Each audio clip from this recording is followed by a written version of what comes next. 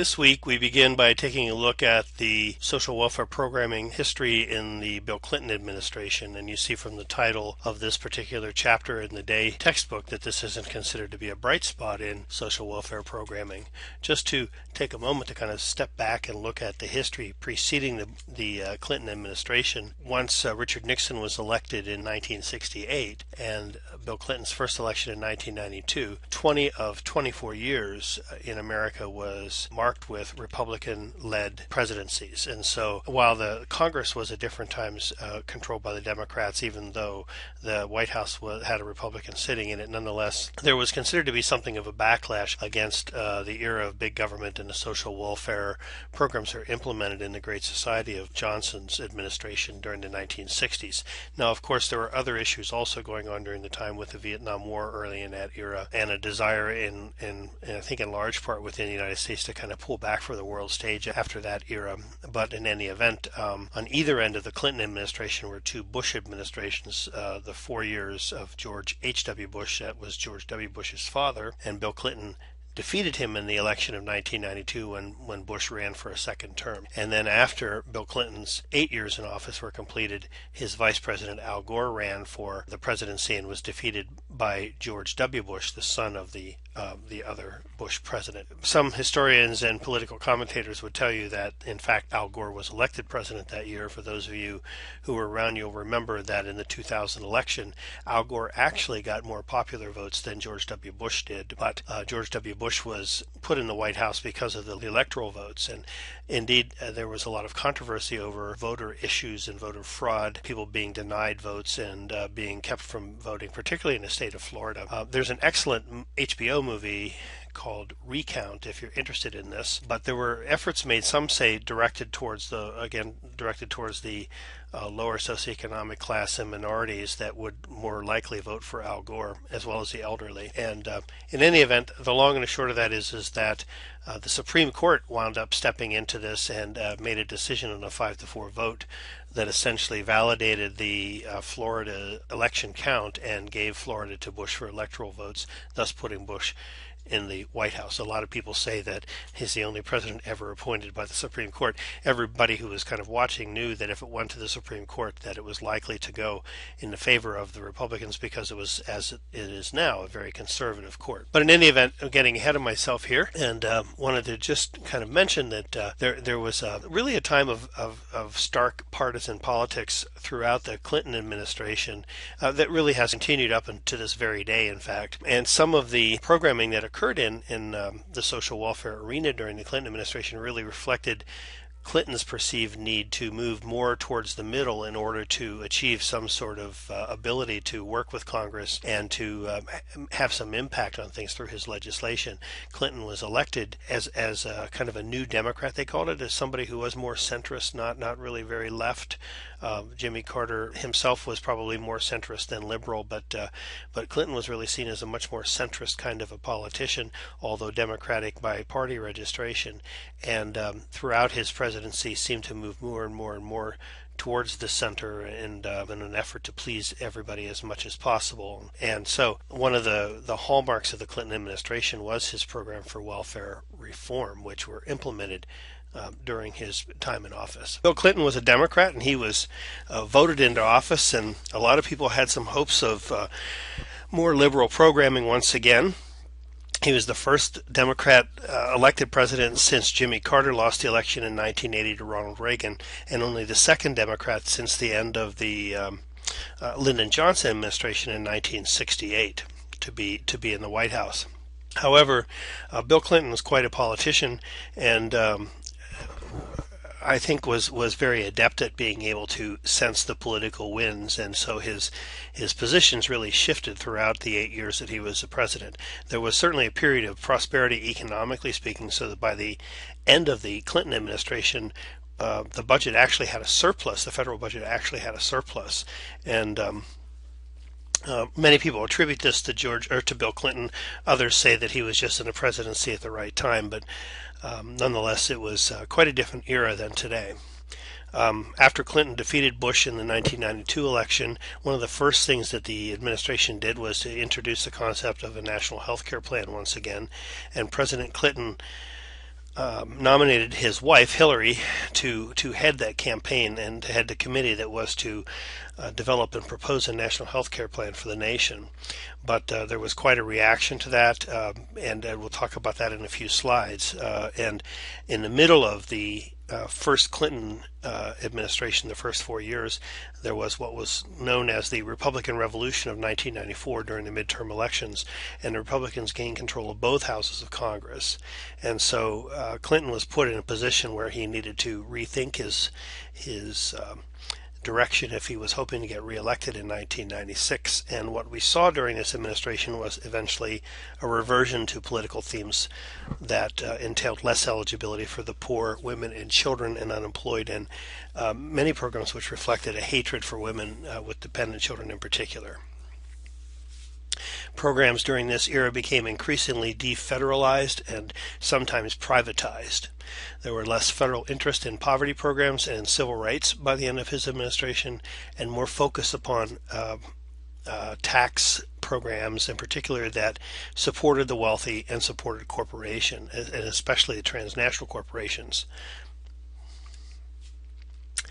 In the effort to establish the National Health Care Program, Hillary Rodham Clinton led this task force and was hoping to implement a program that would be based upon government-sponsored managed care.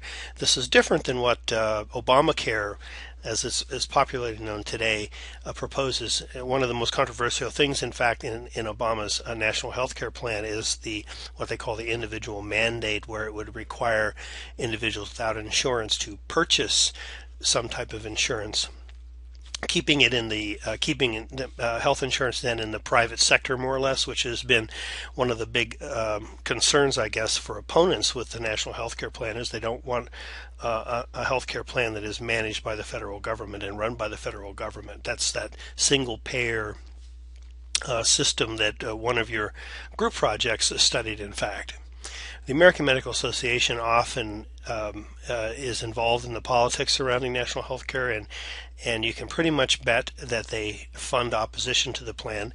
It was known that they did that during the New Deal, and that was one of the reasons why we didn't get a national health care plan back in the 1930s. And they were certainly quite active in the 1990s in opposing the Clinton program. So eventually this proposal for the national health care plan fell through. One of the big arguments against the national health care plan was saying, take a look at Canada and see how unhappy people are with the quality of health care there, and so on. Now, if you saw the Michael Moore movie that you were to have watched a few weeks ago, at least according to Michael Moore, that's not at all the case. And there has been a lot of people who believe that this comparison that we draw with the Canadian healthcare system really is a false comparison and is something that's intended to scare us away from the concept of a national healthcare plan. So a backlash against Hillary Clinton's leadership in particular, for some reason, developed and really doomed these reforms very early in the Clinton years. Later on, they said that they felt that they probably tried to push it too much too fast on the country, and believed that they had to do it over again. They might have tried to do it more gradually, but in any event, that's what happened here. So by the 1994 midterm elections, the Republicans were popular once again and took back control of both the House and the Senate. The new Speaker of the House was Newt Gingrich, as somebody's familiar to us these days, I believe. And Gingrich led this Republican revolution, and one of the linchpins of the change that they were proposing was what was known as the Contract with America, which promised a balanced budget and an end to social programs in many different areas, as well as tax breaks for the wealthy. Among other things, one of the things that Gingrich was proposing in those days was that it was preferable to put children of welfare mothers in orphanages rather than to continue to provide them with cash payments for raising their kids. It kind of harkens back into the 1840s, if you remember, when we were saying that direct aid shouldn't be, institutions were the way to solve problems, not providing cash assistance to the needy. And here it was not only consideration that the children would be better off, but really was also sort of kind of a vitriolic kind of campaign against mothers, unwed mothers with children, and so this was one of the things, and really got quite a bit of attention at the time. The contract with America blamed the national deficit on the lack of personal responsibility of public dependents, and certainly had no mention made of any faulty elements in the tax structure or our federal fiscal policies. So this was an era of really, the partisan politics that we're so used to today really kind of began back in the early years of the Clinton administration with this sharp divide between the Democrats and the Republicans. Phyllis Day refers to the contract with America as the most overtly anti-woman, anti-poor legislation ever passed in the United States. And there were three principles to this contract with America. First, privatization. Public programs were open to private competition rather than being managed and controlled by the governments and necessarily directed towards nonprofit organizations. Secondly, defederalization. The contract with America moved to have power taken from the feds and returned to the states in terms of social welfare programming. And finally, the last and very important part of this was what Phyllis Day refers to as welfare for the wealthy, that through tax breaks for the rich and for corporations, more money would be put in their pockets. And once again, returning to this popular theory of trickle-down economics that seems to be largely associated with the Republican Party. Bill Clinton moved towards the political center for his own survival and retreated from some of the reformist leanings in the 1992 election, made a promise to end welfare as we know it, and certainly that happened. In 1996, the Personal Responsibility and Work Opportunity Reconciliation Acts were passed by Congress, and this included welfare reform. Now, this was I think the third welfare reform measure that was passed along to Bill Clinton, and he had turned down a couple of them that he felt were too harsh, but finally wound up signing off on something that probably was really didn't speak well about his own social programming and didn't fit probably with what he intended to do when he became president. The AFDC program, which was the Aid to Families with Dependent Children that was created by the Social Security Act, was replaced by a new program referred to as Temporary Assistance to Needy Families, or TANF is how the TANF is pronounced, TANF. And in Alaska, our TANF program is known as the Alaska Temporary Assistance Program, or ATAP, and you may have heard of that program. But TANF is the federal program, and then the states, again, the states have a lot of power to determine what they do with the monies in this program. But TANF, the federal program, absolves society of its burden of the poor, homeless, and hungry people by law. Their lives were now their own responsibility. TANF eliminated or significantly modified programs such as the AFDC program. As I said, that was eliminated. There was quite a tightening of eligibility with the SSI program, the Supplemental Security Income Program. The Jobs program was eliminated, and the food stamp program, I think, actually was also handed over to the states, and significant modifications made to that. Many of these programs were merged into public assistance block grants, allowing the states more power to determine how to implement these monies and where to determine benefit levels needed to go. So as before the federalization of SSI that occurred, I think, during the Nixon administration, if I remember correctly, once again, we're returning to a spot where the states had more control over benefit levels, and the federal government had less to say about these minimum wages, minimum earnings. Racism and sexism, Day says, were legitimized under the guise of personal responsibility that sets up people for problems, blame, and punishment. There are 3 or 4 basic requirements in the Temporary Assistance to Needy Families program, the TANF program, and the first is the 24-month limit to benefits. So when an individual begins to draw temporary assistance for needy families, again in Alaska that's ATAP, there is a 24-month limit by which time they need to be working and off of public assistance. So the goal here is for recipients to be working or in job education programs and end their benefits. There is a lifetime maximum of benefits of 5 years, and this includes child recipients. After a period of time that the state decides how long it has to be, but there is a period of time where they have to be out of benefits, away from drawing benefits before they can start drawing once again. So 24-month limit at one time, maximum benefits of 5 years for recipients including children. Single parents were required to work 20 hours a week at the inception of the program, and that was increased to 30 hours in 2002. And during the George Bush administration, there was a push, the George W. Bush administration, there was a push to make it 40 hours.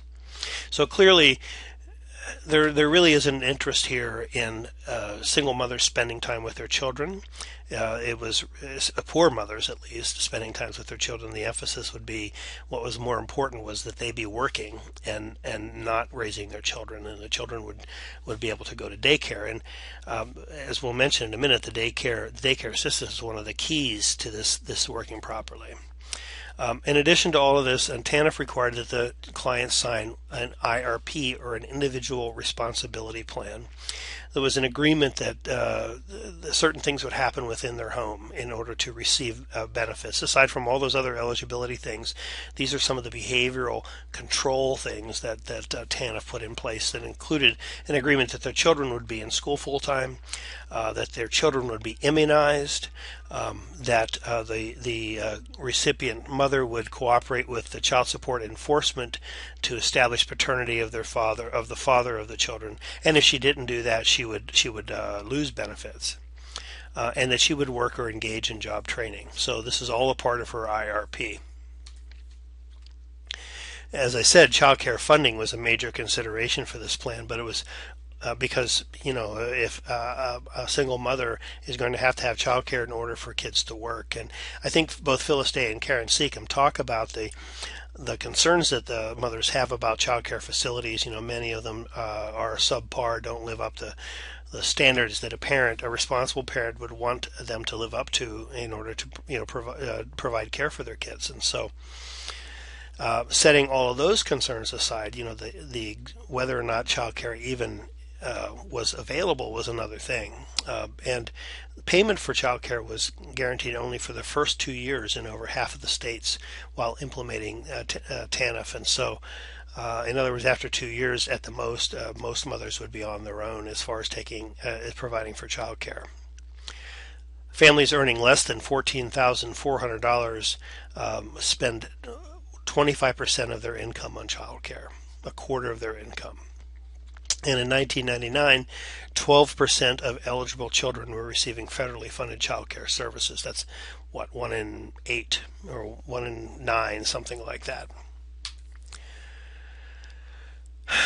And Phyllis Day says that certainly TANF saved money for the federal government and for taxpayers, but consider, and this is an important thing, consider that public assistance costs only 1% of the federal budget. So we're talking here about reducing the federal debt by getting people off of welfare, and yet we're only talking about 1% of the federal budget. A change in federal priorities, she says, say at the corporate level, would easily make up for 1%. But of course, money wasn't really the issue, nor was it the reason for TANF. Those can only be found in our societal values. And she talks about how our American values are reflected in the TANF program. For instance, patriarchy. Intentions are clear. Women need to be controlled from the first onset of sexuality, and the penalty for being uncontrolled might be starvation and homelessness. We out of sight, out of mind such women.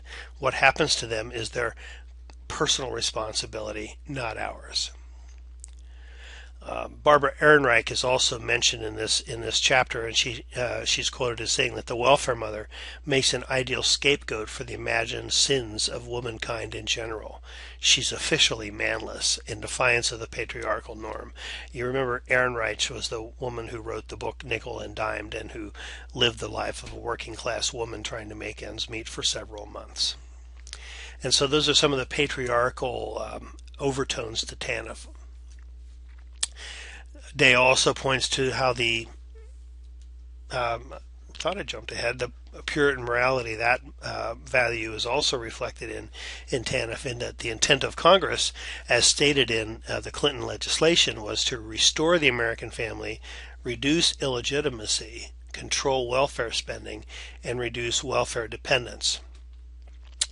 And this is referring to welfare recipients, their lack of responsibility saddled the moral, that is the working and married public, with a monstrous budget deficit so that the public pays for their sins.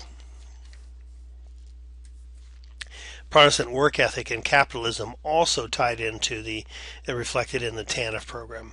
It is unrealistic to believe that 2 years of job training could address the problems of poverty in the United States. And I do believe that Karen Seacom demonstrates this very clearly in the chapters that you have hopefully read for this week. Training and retraining will not replace jobs destroyed because of new technologies or those moved to other countries. Our expectations of income-producing work for every person is anachronistic. However, we continue to demand workfare for the poor, even though their work is unneeded and unavailable. As we had covered in some weeks back, the question of whether or not we really need to work anymore is one that needs to be considered. And yet we still look down upon people when jobs aren't available. We look down on people who aren't working. Other social legislation was affected during the Clinton years, and as I mentioned, the SSI benefits had tightened up significantly, and the Earned Income Tax Credit, the EITC, and dependent care credits were watered down in 1995. Now, the EITC and the dependent care credits were available for the working poor. SSI was for those people out of work. And these two programs, or these three programs, I guess, together really kind of simulate a guaranteed annual income for the nation. If depending upon how much you earn, for instance, if you don't earn a lot, you can get money back when you file your taxes with the Earned Income Tax Credit, the EITC, and dependent care credits also.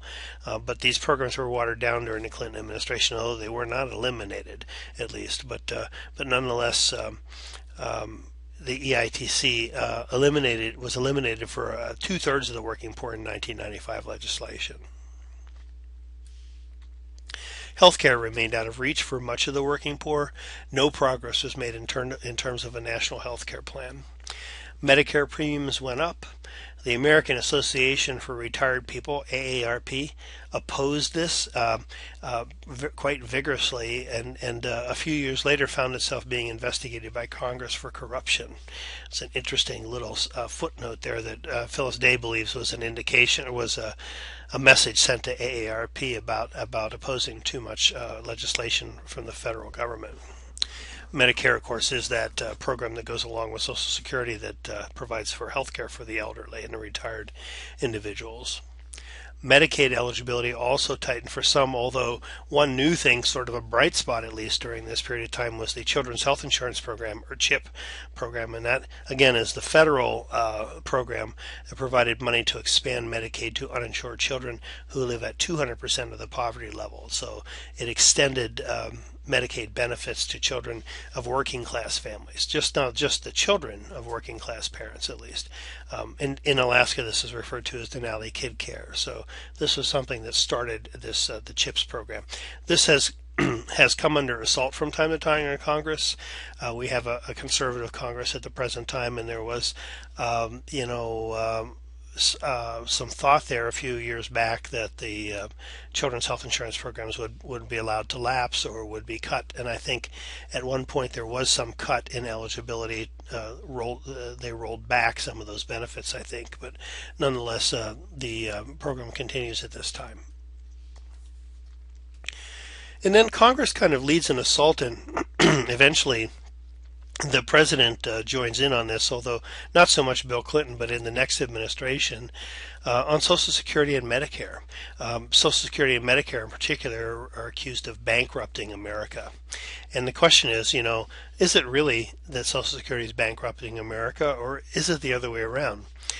Aside from Medicare, and you do pay a separate tax for Medicare in your paycheck, you've noticed.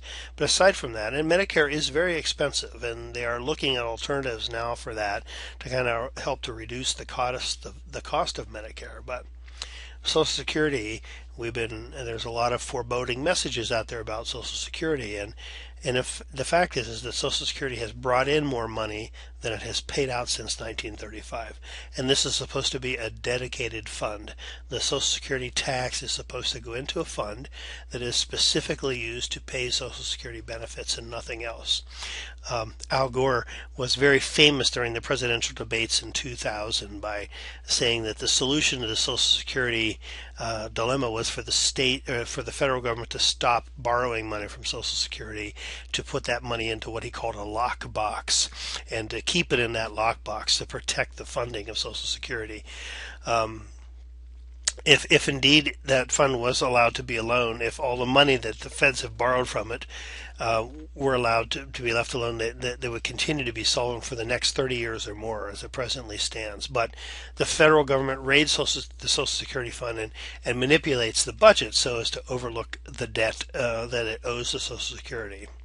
So there's a refusal to return funds to Social Security. It just hasn't happened. And the U.S. government, in fact, is probably the one that is bankrupting Social Security, blaming it on right now the baby boomers and more people retiring. In fact, the feds, if they'd leave their hands off Social Security, it would probably be a lot better off than it is. In fact, Phyllis Day points out that raising the retirement age for full benefits would address the issue of Social Security funding for a long time to come. And so it really isn't necessary to eliminate or alter Social Security. What's necessary is how the federal government deals with the program and the money that's brought in those taxes. There were some other socioeconomic trends in the 1990s.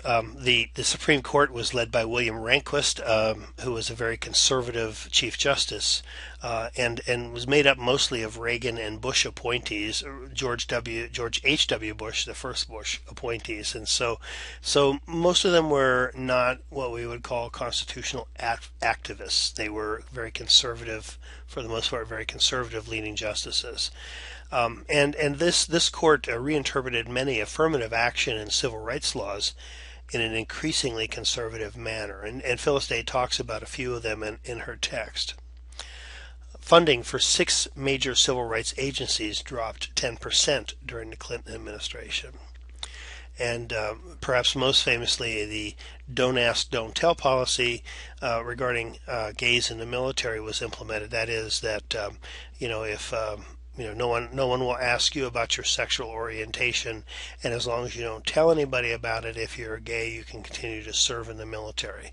Once, however, someone found out you were gay, though, you could still be discharged. And the discharges of homosexual military members was up 17% in the year 2000. That was near the end of the Clinton administration. In 1996, the Republican Congress, although in the Clinton administration, this is the same Republican Congress that passed the Contract with America, passed the Defense of Marriage Act, which denied federal recognition of same-sex marriages that are recognized in individual states. So while states may recognize same-sex marriages, the federal government still does not, because of what they call DOMA, the Defense of Marriage Act.